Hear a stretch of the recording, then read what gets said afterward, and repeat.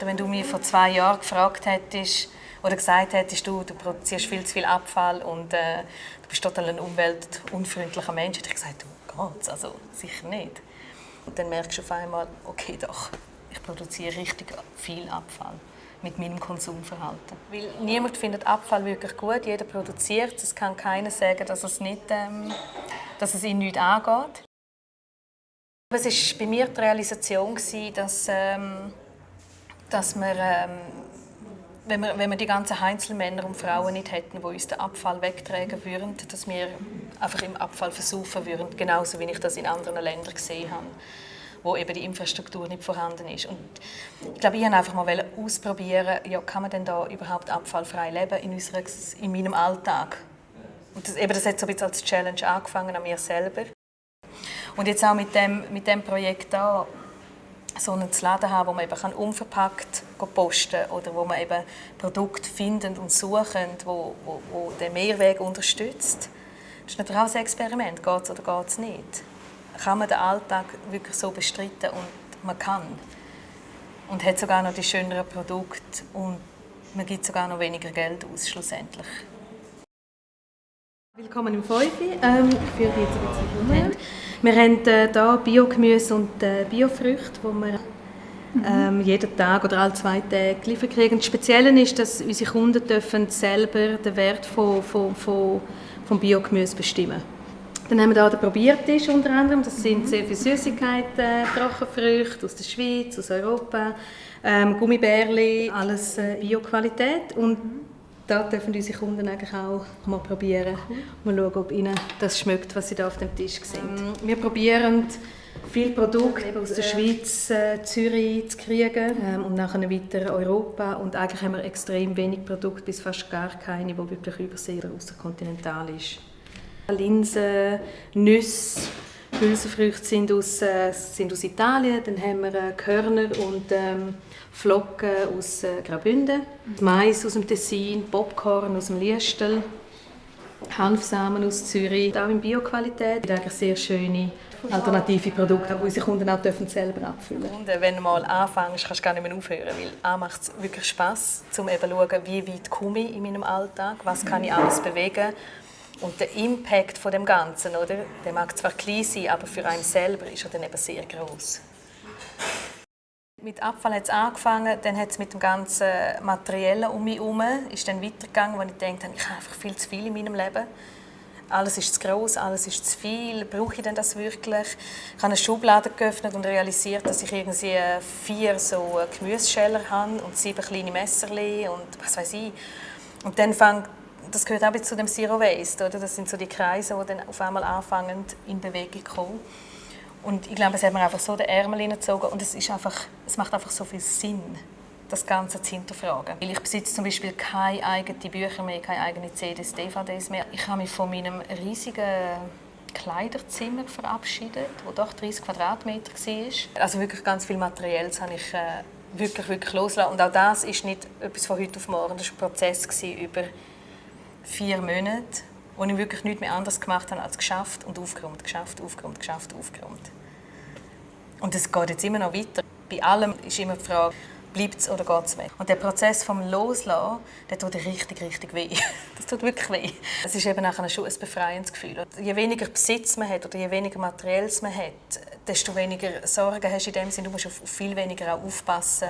Ja, es klingt total klischeehaft. Also mein Ziel ist, dass wir wieder kritischere Konsumenten werden.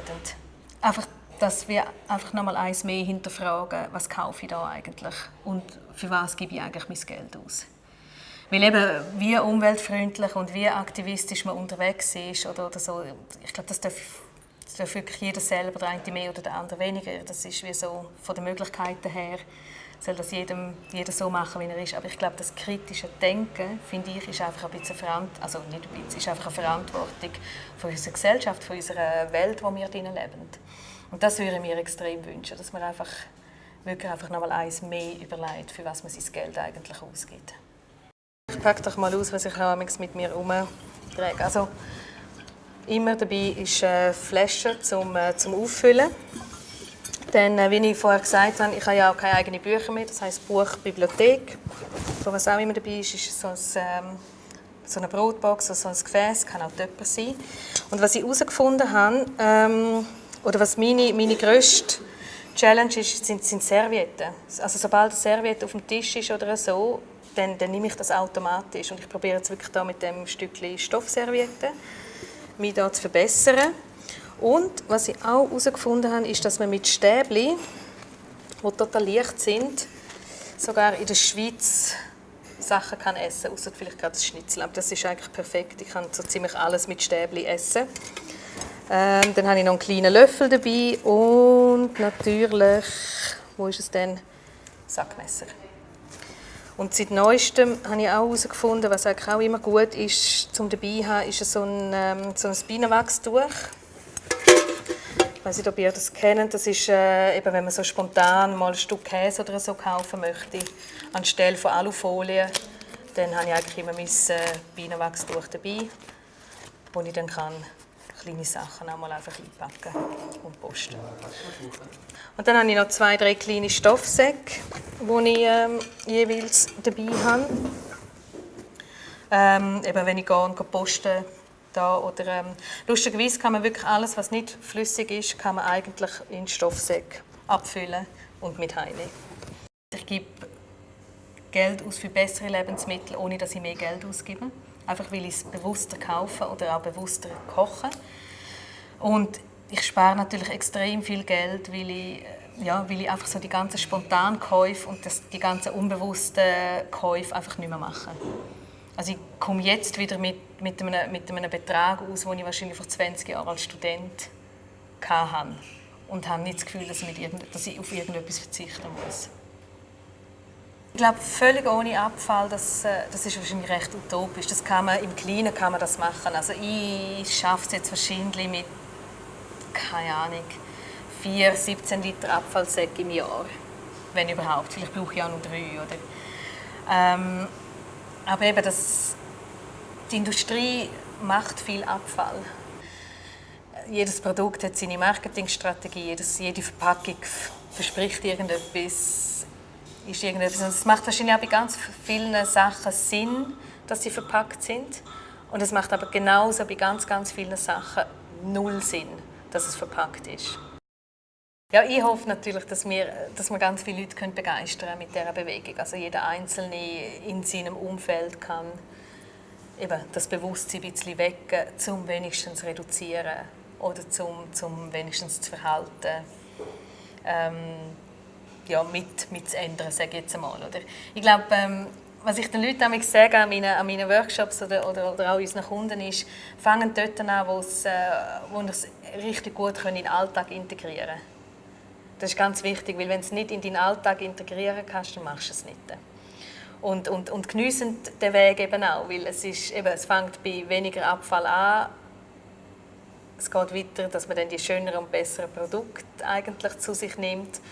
Es geht weiter, dass man anfängt reduzieren im Haushalt und so weiter und so fort. Oder? Und nachher hinterfragt man das Reisen, man hinterfragt sehr viel, aber einfach in einem extrem positiven, das ist ein extrem positiver und sehr kreativer Weg. Und wenn man einfach sagt, ich mache jetzt eine Woche-Challenge und mein Ziel ist, meinen Abfall in ein Konfiglas reinzutun, dann verpasst man ganz, ganz viel von diesen